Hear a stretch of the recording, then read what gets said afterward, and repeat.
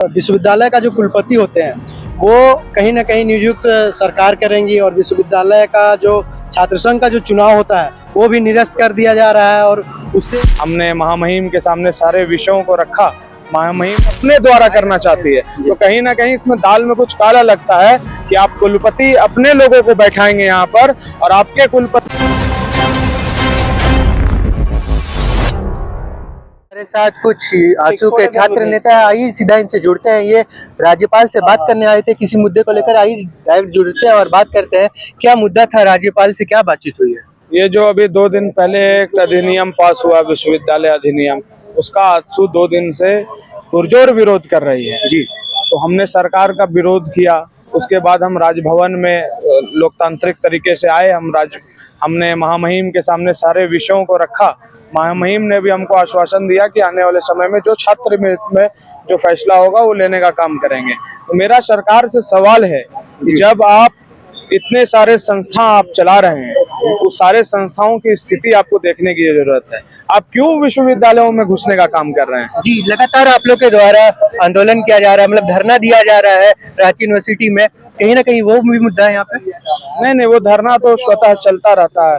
जो छात्र हित में होता है, छात्र संगठन आंदोलन करते रहती है। जी जी, तो किन मुद्दों को लेकर, कुछ विशेष मुद्दों को लेकर आप लोग आए थे जो हमारे दर्शकों को बताना चाहेंगे आप? देखिए, पहले जो हमारे कुलपति, जो वाइस चांसलर होते हैं, उनकी नियुक्ति राजभवन से प्रक्रिया के माध्यम से होती थी।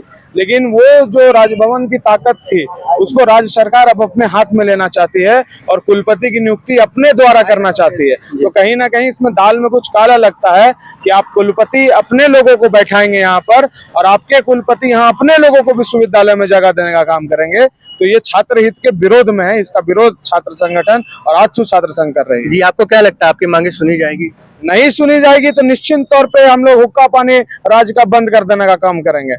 जी जी, और भी लोग हमारे साथ जुड़े हुए हैं। आइए इनसे बात करते हैं। क्या कुछ बातें हुई, क्या कुछ निकल कर आया है राज्यपाल से बात करने के बाद? देखिए, राज्य विश्वविद्यालय विधायक बिल जो है इसको हम काला कानून मानते हैं, क्योंकि ये विधायक के एवज में अगर आप देखेंगे तो जो राज्य का विश्वविद्यालय का जो कुलपति होते हैं वो कहीं ना कहीं नियुक्त सरकार करेंगी और विश्वविद्यालय का जो छात्र संघ का जो चुनाव होता है वो भी निरस्त कर दिया जा रहा है। और उससे उसको लोकतांत्रिक का इसको हत्या कह सकते हैं। चूंकि देखेंगे आप कि अगर छात्र संघ चुनाव ना हो करके, अगर बीसी और ये लोग जो कंट्रोल करेंगे उनको, छात्र संघ का चुनाव को, और वो अपने अनुसार सचिव और अध्यक्ष का चुनाव करेंगे, तो कहीं ना कहीं वो समझिए कि चमचा बनने का काम करेंगे जी। और छात्र संघ का चुनाव होगा लोकतांत्रिक प्रक्रिया से, तो उसमें उभर कर जो सामने छात्र संघ से आते हैं, नेता बनकर जो आते हैं, नेतृत्व करने के लिए आते हैं, वो छात्रों का समस्या को समझते हैं।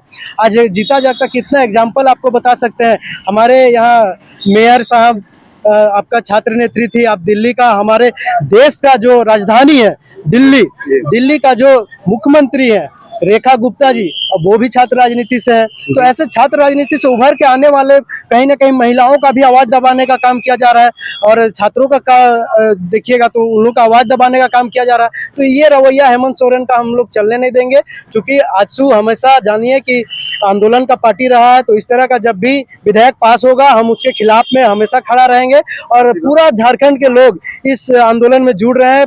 पिछले आप कल देखे होंगे कि हर जगह पर पुतला दहन किया गया है। हमारे प्रदेश के अध्यक्ष ओम वर्मा जी के नेतृत्व पूरे झारखंड में, अब बोकारो में, धनबाद में, हर जगह देखने को प्रदर्शन मिला। अगर आज हम लोग तो महामहिम को ज्ञापन सौंप के ये आश्वासन लिए कि सर ऐसे ऐसे मुद्दा है, बताया, उन्होंने आश्वासन दिया है कि हम लोग इसको ठीक करेंगे। अगर इस तरह का विधेयक आएगा तो उसमें हम लोग देखेंगे, लेकिन अगर नहीं चेता सरकार, नहीं सुधरेगा और ये विधेयक पास हो जाएगा तो हम लोग पुरजोर आंदोलन करेंगे और पूरे झारखंड में करेंगे और अनिश्चितकालीन करेंगे जब तक ये काला कानून वापस ना हो जाए। जी, जो मांगे आप लोगों ने रखी है राज्यपाल के सामने, अगर वो पूरी नहीं होती है तो आगे की रणनीति क्या रहेगी आपकी? चरणबद्ध आंदोलन करेंगे। आंदोलन के माध्यम से जो यहाँ के विश्वविद्यालय एक इंडिपेंडेंट बॉडी होती है, कुलपति महोदय के देख रेख में छात्र संघ चुनाव होता है, छात्र प्रतिनिधि जीत कर आते हैं। छात्रों की आवाज बनकर अपनी बातों को रखते हैं, परंतु ये विधेयक लाने का राज्य सरकार की क्या आवश्यकता पड़ी। पिछले कई सालों से राज्य के कोई भी विश्वविद्यालय में छात्र संघ चुनाव नहीं हुआ। हम लोग लगातार मांग करें कि छात्र संघ चुनाव हो, जिस तरह नगर निगम का चुनाव वो ये रोक के रखे हैं, उसी तरह छात्रों की आवाज को दबाने के लिए ऐसा विधेयक ला रहे हैं। आप लोग आज तो चाहते इसका हैं कि- पुरजोर विरोध करते हैं। जैसे लिंगदो कमेटी के जजमेंट के अनुसार, यूजीसी के गाइडलाइन के अनुसार हर साल जो चुनाव होना है उसको अविलंब लागू करे, और यहाँ के छात्र प्रतिनिधि जब कॉलेज या विश्वविद्यालय में जीत कर आते हैं तो अपनी छात्रों की आवाज बनकर कुलपति महोदय, राज्यपाल महोदय के सामने रखते हैं। आज हम सभी ने, आज को प्रतिनिधि मंडल ने राज्यपाल महोदय से मिला है, आग्रह किया कि ऐसे जो विधेयक है जो छात्र हित में नहीं है, विश्वविद्यालय हित में नहीं है, अविलंब इसको रोक लगाए। महामहिम ने आश्वासन दिया है कि जो भी राज्य हित में, कॉलेज हित में, विश्वविद्यालय हित में नहीं होगा उसको हम अपने स्तर से करेंगे। जी जी, जिस तरह से देखा आपने, ये छात्र नेता जो है राज्यपाल से मिलने आए थे और उन्होंने कुछ अपनी मांगे रखी है। देखने वाली बात ये होगी कि उनकी मांगे कब तक पूरी की जाएगी। ऐसे ही और अपडेट के लिए बने रहिए हमारे साथ। मेरा नाम शिवम कुमार और आप देख रहे हैं न्यूज़ रांची मेल।